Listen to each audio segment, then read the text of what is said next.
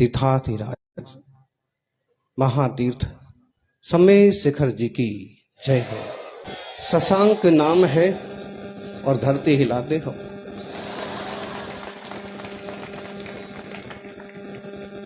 और लिपि समय शिखर इतना प्राचीन है कि जिसकी हम कल्पना नहीं कर सकते। उसे शास्त्रों में अनादि निधन कहा है। उसे कहा है शाश्वत तीर्थ है कि जितने सारे तीर्थंकर होते हैं वो समय शिखर से मोक्ष जाते हैं। इस युग का कोई योग संयोग रहा कि अष्टापद आदिश्वर स्वामी बासुपूज चंपापुर नामी नैमिनाथ स्वामी गिरनार बंधो भाव भगति उर्धार चरम तीर्थंकर चरम शरीर पावापुर स्वामी महावीर। बोलो बोलो, अब ना बोलोगे तो कब बोलोगे? बोलने वाले ना साधारण आदमी भी विधायक पार्षद बन जाते, मंत्री बन जाते हैं। चुप रहने वाले बड़े बड़े नेता अर्जुन लाल सेठी की तरह दफना दिए जाते हैं। तो समय शिखर जी मंगलकारी तीर्थ है। मुझे लगता है कि किसी दुरभिप्राय से सरकार ने कदम नहीं उठाया होगा। जो पहले बातें हुई बात अलग है कि पिछी के पंख पर बैन की बात आई थी, वो भी एक तरह की नासमझी वाली साजिश जैसी चीज थी। जब लोगों को समझ में आया तो केंद्र ने ही कहा था कि ये उचित नहीं है और पिछी के पंख पर कोई बैन नहीं लगाया जाएगा। ये सुनिश्चित कीजिए किसी भी मोर को मारा नहीं जाएगा। मुनि तो चींटी को मारना भी पाप समझते हैं, अगर मोर की हत्या हो तो कैसे सहन किया जा सकता है? प्रताप जी, हमारे यहाँ तो अगर मरने लग जाएं तो उनको खाट पर से भी नीचे उतार देते हैं, धरती पर सुला देते हैं। धरती माँ ही शरण है, गंगा जल पिला दो। गंगा जल का मतलब है जिनवाणी रूपी गंगा का पान कराओ, नमोकार मंत्र सुनाओ, प्रभु का नाम सुनाओ, क्योंकि आत्मा शाश्वत है, शरीर बिछुड़ रहा है। संथारा इसकी एक बहुत बड़ी अच्छी सुंदर प्रक्रिया है संलेखना।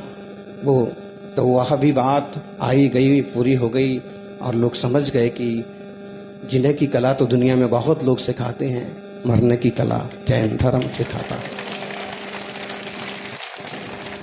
समय शिखर जी की बात शायद अभिप्राय उन लोगों का क्या है, लेकिन मुझे ऐसे लगता है जो वहां का परिपत्रक है, कुछ अच्छाइयां उसमें ये हैं कि जैसे कभी वहां के पेड़ पौधे नहीं काटे जा सकते, जैसे वहां पर खनन नहीं किया जा सकता बिना किसी परमिशन के, जैसे वहां पर बिना आज्ञा के और मनमानी चीजें नहीं बनाई जा सकती, कोई अवैध कब्जा नहीं कर सकता, नक्सली वृत्तियों पर विराम लग सकता है। तो कुछ अच्छाइयां इस ढंग से हैं। लेकिन अगर हम कमजोरियों की तरफ देखें तो उसे पर्यटन स्थल घोषित करके और मांस मदिरा का जो नंगा नाच चालू हो जाएगा, वो बिल्कुल नुकसानदायक सिद्ध हो। इसलिए बाद में झारखंड सरकार के सचिव का, पर्यटन सचिव का एक संदेश भी आया, इसे जैन पर्यटन के रूप में विकसित करें। आप जिस रूप में भी करें, लेकिन इतना सुनिश्चित करें कि वह परम पवित्र जैन तीर्थ है, उसी रूप से उसे विकसित करें। एक ऐसी कमेटी बनाएं जिसमें जैन श्रावक भी हों, प्रज्ञाजीवी हों, बुद्धिमान लोग हों, शासन का भी एक अपना पक्ष हो और मिलजुल करके कोई ऐसा परिपत्रक बनाएं जो समाज के हित में हो, देश के हित में हो, जनता के हित में हो, सबके कल्याण के लिए हो। जैसे कि अयोध्या का, जैसे कि उज्जैन का, जैसे कि बनारस का कॉरिडोर की एक व्यवस्था बना करके, जैसे उनका विकास किया है, वैष्णो देवी का विकास किया है, कि जहां किसी तरह का आमिष ना हो, शराब ना हो, हिंसा ना हो, पाप ना हो, वेश्यावृत्ति ना हो, मन मर्जी ना हो, और लोग अगर वहां आकर के ये सारी चीजें करेंगे तो अपनी आत्मा को पवित्र कहां जाकर के करेंगे? इस सब के लिए तो दुनिया बहुत पड़ी है। अभी तो सरकार को ये चाहिए कि जो प्राचीन पवित्रतम क्षेत्र हैं उनको उसी दायरे में, कि उनकी प्राचीनता, उनकी पवित्रता, उनकी निर्मलता बनी रहे, लोगों की आस्था पर चोट ना पहुंचे, उस तरह का उपक्रम करें। क्योंकि हमें सब कुछ करना होगा, गलतियां होंगी, हम कदम उठाएंगे, हम आक्रोश भी दिखाएंगे, लेकिन अभी प्रज्ञा इसी में है कि उसे लोग काम कर रहे हैं और अपनी बात सरकार तक पहुंचाएं, जरूर पहुंचाएं, पहुंचाना ही चाहिए। और निश्चित रूप से हमारी जो भावनाएं हैं उसके अलावा सरकार कुछ कर नहीं सकती, ना करना चाहिए, उसका परिणाम बहुत बुरा होगा। हाँ, आप उस संबंधित लोगों को बिठाइए, उनकी कमेटी बनाइए, जैनों को जोड़िए और जिनको भी उचित और योग्य है, फिर आप काम करेंगे। बिल्कुल निश्चित रूप से सब साथ देंगे। सौभाग्यशालियों, कल अशोक जी गहलोत मुख्यमंत्री आए थे और आकर के खड़े हो गए पास में, तो मैंने 2-3 बातें यूं कही दी। अब जब खड़े हैं तो हमने कहा कि एक तो जैन बोर्ड पर थोड़ा विचार करें और उसमें हमें आर्थिक प्रावधान पर उतना चाह नहीं है। उस पर मूल भावना यह है कि तीर्थों की रक्षा, जिनालयों की रक्षा, पुस्तकालयों की रक्षा, ग्रंथालयों की रक्षा, मुनि संघों की व्यवस्था, मुनि संघों के विहार की, आहार की, निहार की, जिसे कोई उसे बाधित ना करे, उस टाइप के कुछ प्रावधान बनाए जाएं और किसी तरह का उपद्रव मुनि संघों, समाज पर, उनके प्रतिष्ठान आदि पर ना हो।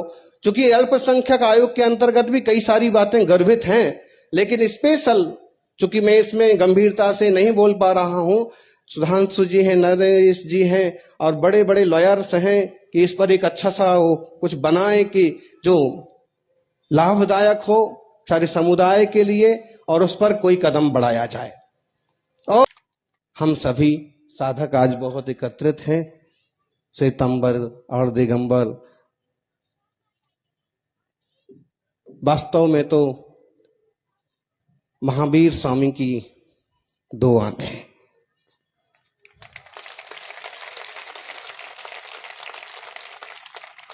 जरूरत है कि हम उनके पद चिन्हों पर चलें और श्रेष्ठतम सत्य साधना को स्वीकार करते हुए आगे बढ़ें।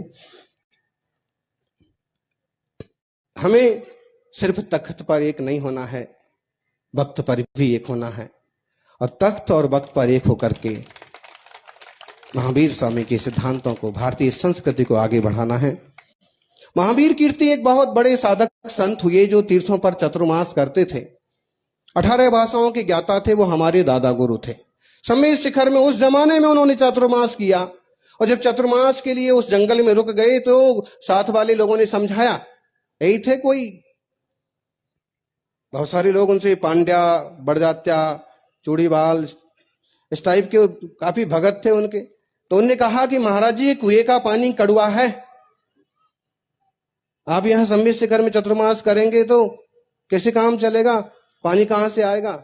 गुरुजी ने कहा कि चतुर्मास तो यही होगा, कड़वा पानी कौन पिएगा, लोगों का क्या होगा, आप तो उपास कर लोगे, हमारा क्या होगा। उन्होंने कहा फिक्र मत करो, कल वंदना करने जाएंगे, सारी टोंकों का अभिषेक करना, गंधोदक लाना, कुएं में डाल देना। गुरु की वचन सिद्धि का हो, तीर्थ के चरण रज का हो, तीर्थंकरों का प्रताप का हो, उस गंधोदक से पानी, कड़ुआ पानी मीठा हो गया। उसके बाद विमल सागर जी का भी चतुर्मास हुआ, अनेक संतों के चतुर्मास हुए, आज भी वहां का पानी पूरा मीठा है। ऐसे जहां का पानी मीठा है, जहां का पानी औषध है, जहां की सुपार्श्वनाथ भगवान की टोंक के बारे में बोलते कि वहां की मिट्टी औषधि का काम करती है, कण कण पवित्र है। ऐसे सम्मेद शिखर की सुरक्षा रक्षा निश्चित होना चाहिए। बस उसे परम पवित्र जैन तीर्थ स्थल के रूप में घोषित कर दिया जाए, ये सबसे बढ़िया मार्ग होगा।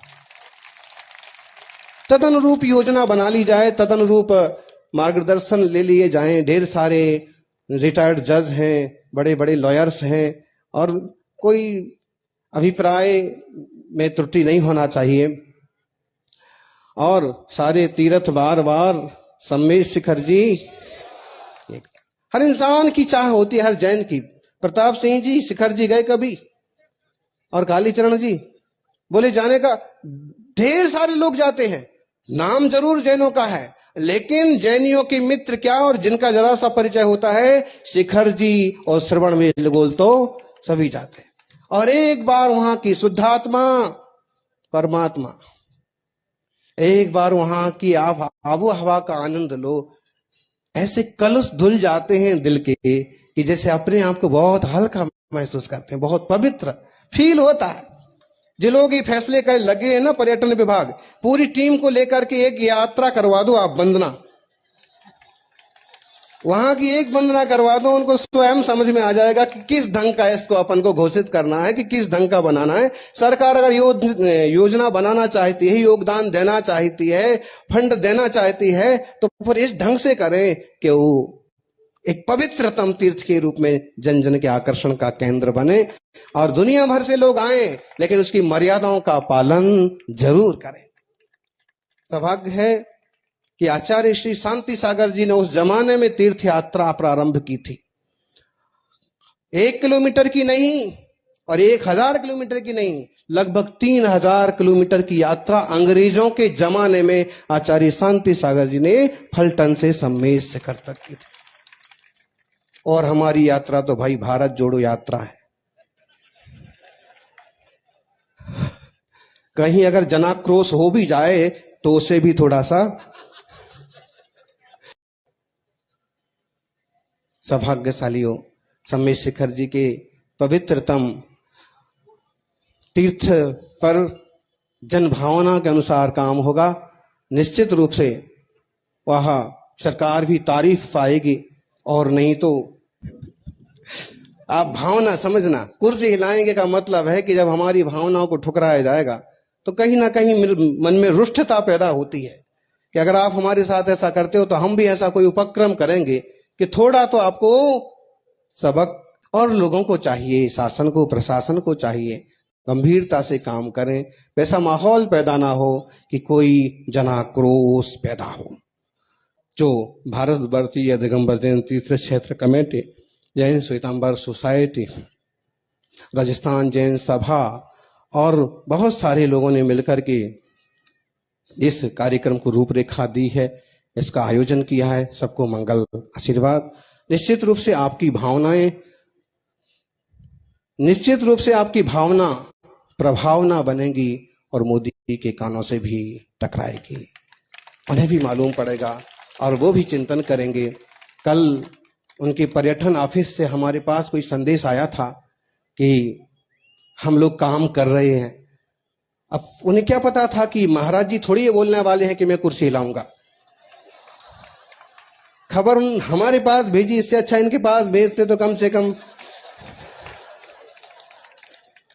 फिर भी अपन सभी एकजुट होकर के, मुझे एक बात की बहुत खुशी हुई, आज पहली बार, चूंकि इससे खुशी नहीं है कि बहुत संख्या है, लेकिन आज पहली बार पूरा सकल जैन समाज एक जाजम पर बरसों के बाद नजर आया।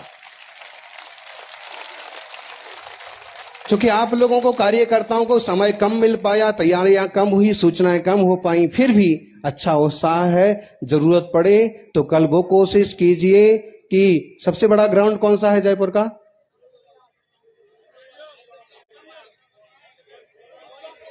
जलियांवाला बाग।